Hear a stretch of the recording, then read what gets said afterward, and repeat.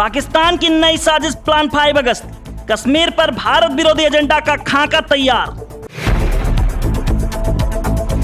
7,000 kilometre की उड़ान भरकर कल भारत आ रहा है राफेल जेट्स का पहला बैच, जानिए पूरा शेड्यूल।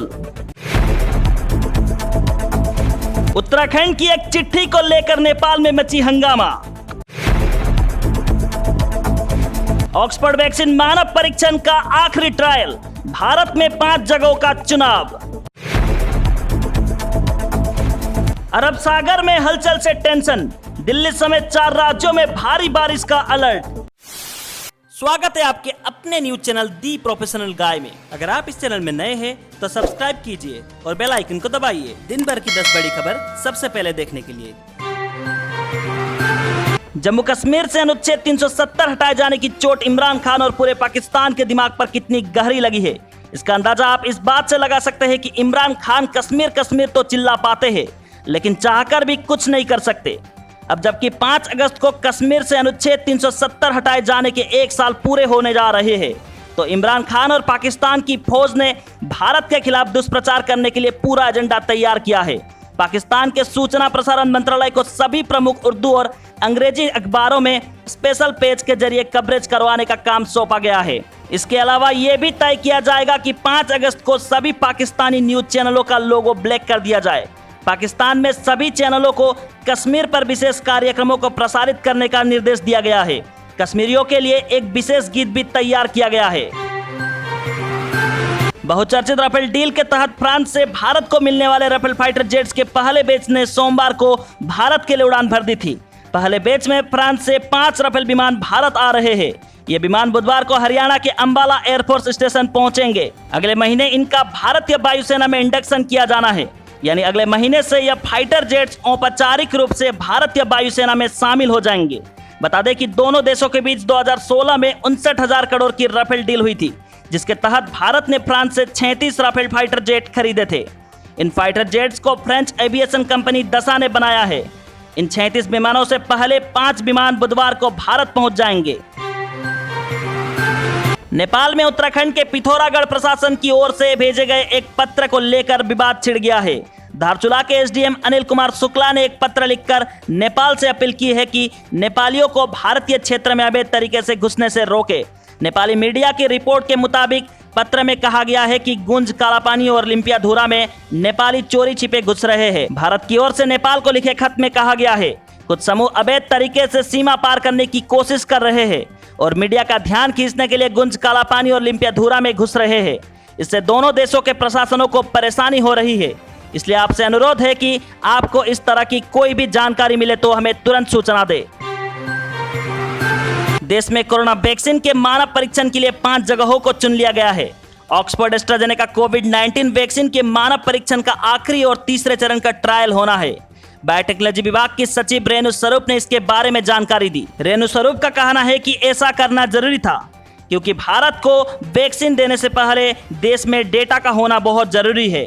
दुनिया में सबसे ज्यादा वैक्सीन बनाने वाले संस्थान सीरम इंस्टीट्यूट ऑफ इंडिया को ऑक्सफोर्ड यूनिवर्सिटी ने चुना है और इसका साथ दे रही एस्ट्राजेनेका फार्मास्यूटिकल कंपनी। इस महीने की शुरुआत में दोनों ट्रायल के परिणाम छापे जा चुके हैं।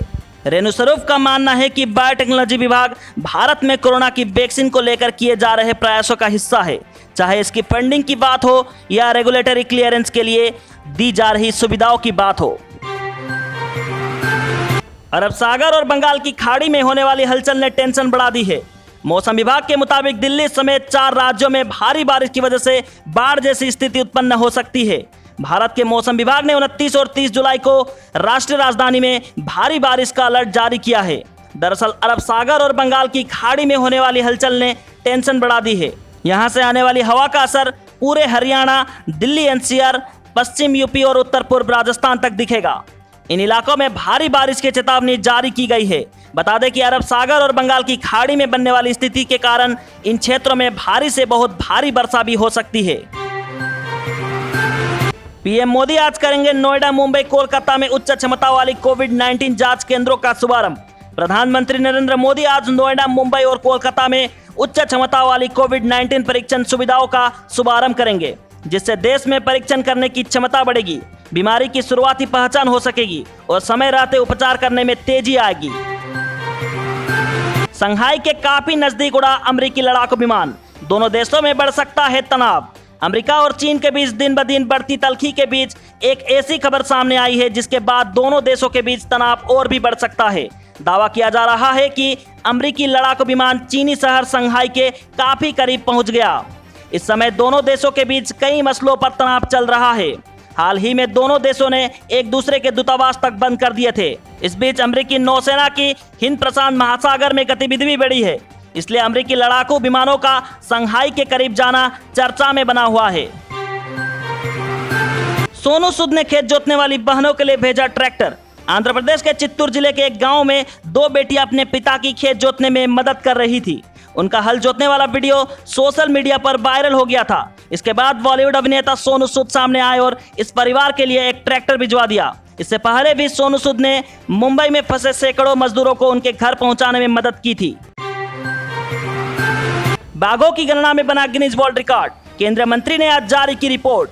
दुनिया भर में मनाया जाने वाला अंतर्राष्ट्रीय बाघ दिवस 29 जुलाई से एक दिन पहले मंगलवार को केंद्रीय पर्यावरण और जलवायु परिवर्तन मंत्री प्रकाश जावड़ेकर और राज्य मंत्री बाबुल सुप्रियो ने राष्ट्रीय मीडिया सेंटर में बाघों की जनगणना की रिपोर्ट जारी की। इस रिपोर्ट को गिनीज वर्ल्ड रिकॉर्ड में दर्ज किया गया है। प्रकाश जावड़ेकर ने कहा कि भारत में दुनिया की कुल बाघों की आबादी का 70% है। भारत को इस पर गर्व होना चाहिए। यह हमारी नर्म शक्तियों में से एक है। हमारे पास 30,000 हाथी, 3,000 एक सींग वाले गैंडे और 500 से अधिक शेर है। टूटे पिछले सारे रिकॉर्ड, वैश्विक बाजार में नई ऊंचाई पर पहुंची सोने की कीमत। MCX पर सोने की कीमतों ने 51,833 रुपए प्रति 10 ग्राम का ऊपर स्तर छुआ है, जो घरेलू बाजार में एक नया रिकॉर्ड है। तो चलिए दोस्तों, आज के लिए बस इतना ही। डेली टॉप 10 न्यूज देखने के लिए देखते रहिए दी प्रोफेशनल गाय। धन्यवाद।